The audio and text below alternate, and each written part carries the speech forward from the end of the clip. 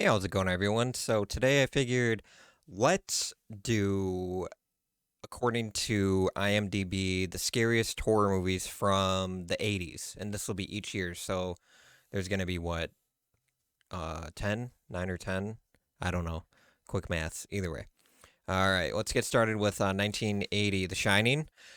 Very good pick. Okay, so The Shining, I feel like it's in the top, I'd say five for a lot of people as far as horror movies go.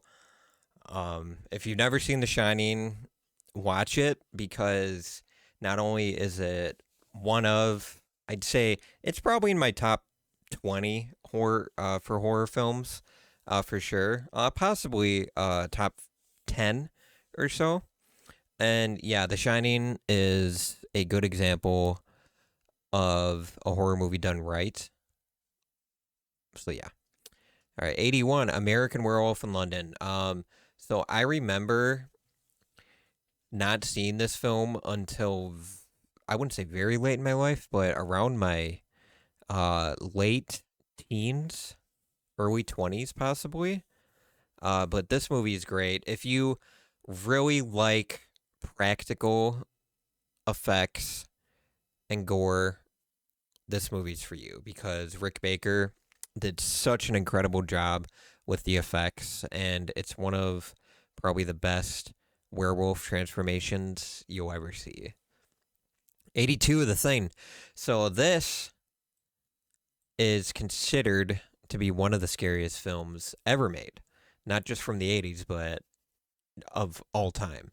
And I think it has a lot to do with the body horror of it, the practical effects by, I think Tom Savini had a big role in the practical effects of the thing. I don't know if Rick Baker did.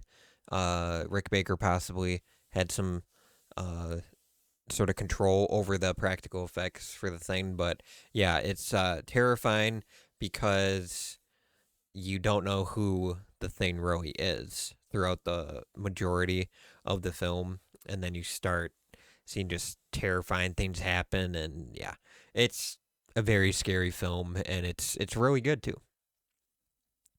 83, Videodrome. All right, so Videodrome is another film that I enjoy. I like the film a lot because of the practical effects. I'm saying practical effects a lot, but these films in the 80s, that's what they had. That's why they're on this list because a lot of them have some of the best practical effects for that year. And so that's why they're sort of considered scary. Okay. 1984. If I had to take a guess, I'm going to say A Nightmare on Elm Street. I believe is when it came out was 84. But let's see. Yep, Nightmare on Elm Street. So if you haven't seen this film, um, I don't know what you're doing, but I'm sure I'd say 99.9% of you have seen this film. I think it's scary because it involves the dream world and dreams and sleep. And so for teenagers going to the theater and seeing this for the first time in 84, I feel like a lot of the people didn't go to sleep that night or any night after that for about a week. It's sort of like the same thing with Jaws.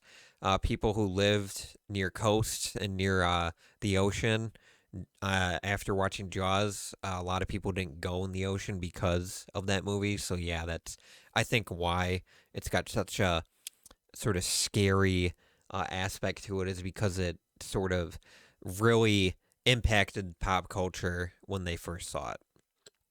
85.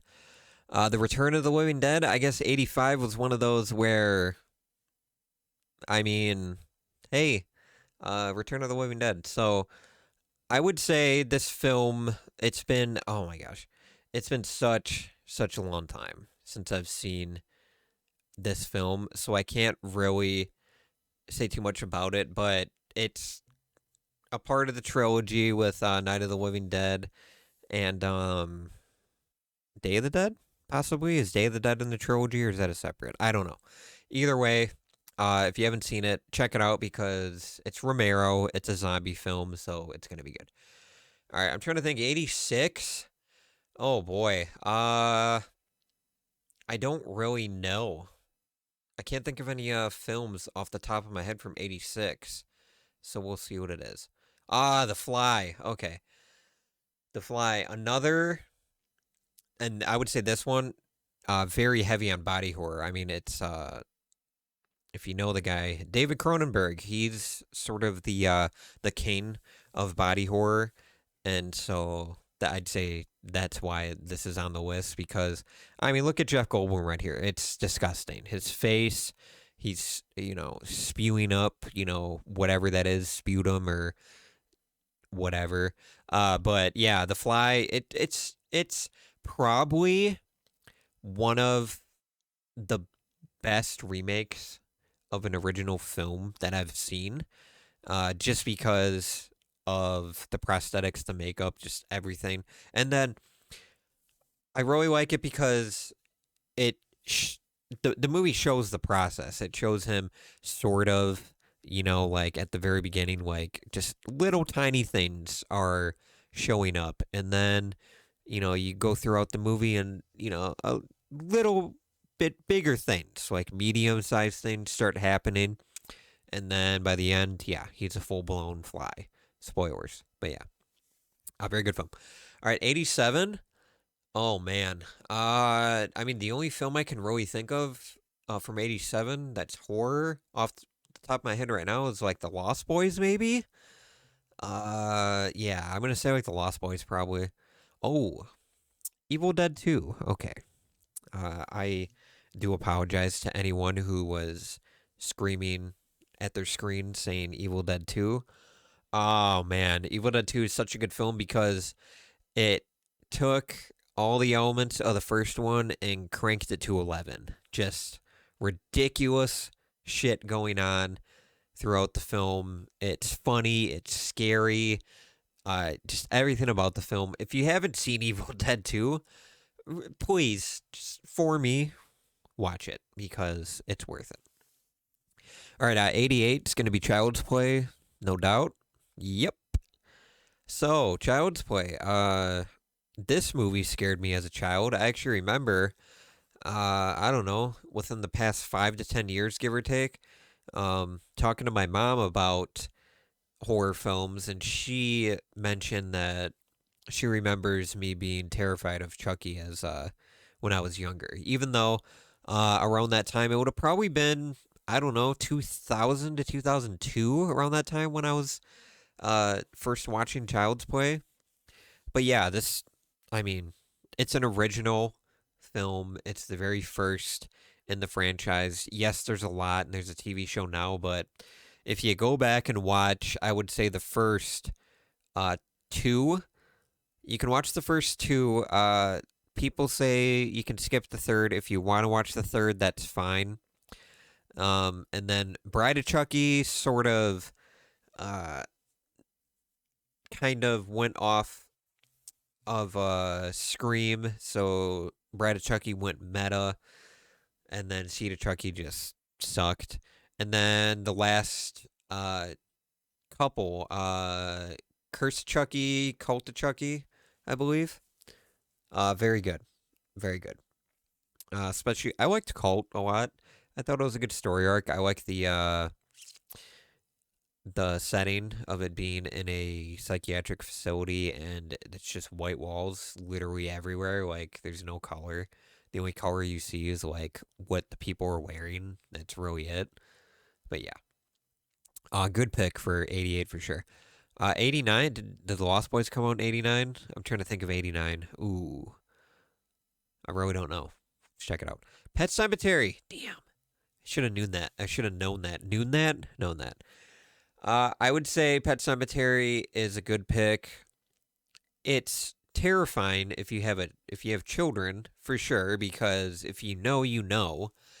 And on top of that, I feel like this Aunt Zelda scene is gonna come into people's heads when they think about scary scenes, and then obviously when Gage takes the scalpel and spoilers cuts I forgot the guy's. Is the guy's name Jude? I think the neighbor across the street. I think his name is Jude or something like that. But he takes a scalpel and cuts his Achilles tendon. And yeah, that's very terrifying. Especially this kid, just in general. That face is the face of nightmares right there. And the fact that he's holding a very sharp scalpel just makes it all the more worse. But yeah, that's 10 of or 9, 10, I don't know. Uh Scariest horror movies from each year. And yeah. Tell me if you would change anything. Let me know uh what you think is the scariest film of the 1980s. If you guys enjoy these types of videos, consider subscribing and hit the like button if you like this video, and I'll see you guys in the next one.